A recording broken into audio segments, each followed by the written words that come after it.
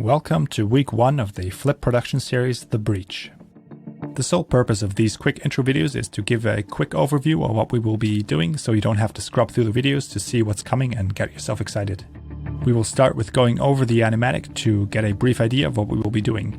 Of course, you have most likely already seen the final version in the trailer for this course, but this is to get as close to a production environment as possible. And this is usually started with a brief and in most cases combined with an animatic. First, we will have a look at the different shots and also the way the cameras are set up.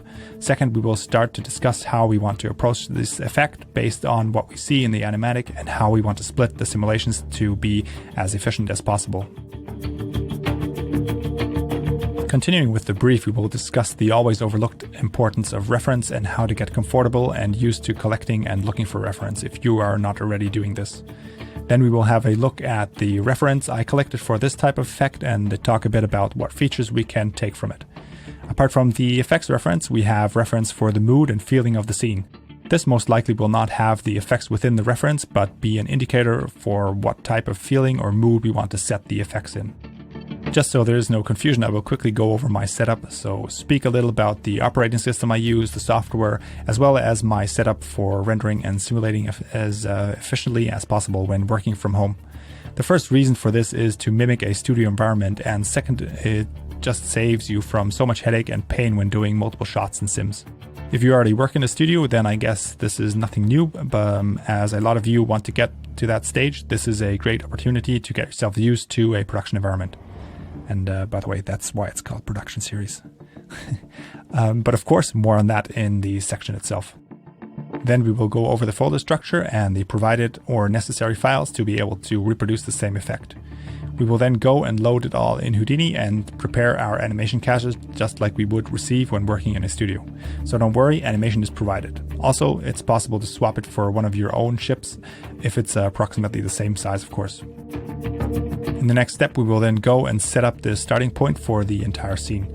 So loading in our cached animation, prepping all our containers for rendering, effects, naming everything so that someone else who would potentially open that scene would not get a heart attack by only seeing a mess of nodes like G1, 2, 3.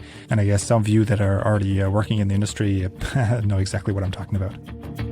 The last part in this week will be the creation of a custom file cache through HDA. So if you already have your own caching setup in place, feel free to skip this.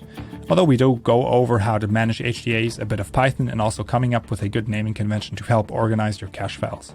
This first week will be a soft start, but with a lot of very important parts needed before starting with the fun and exciting effects. I would say that a good pre-production is probably the most important part. It also helps you to have a goal once starting the effects. You already know what you want to do and can work towards that. Nothing worse than having a bunch of caches and files that might look cool in the viewport, but not rendered or set into context. Don't get me wrong there, I love doing R&D. This is a very important part. I just think that it will benefit you in the long run if you got something to show for and work towards.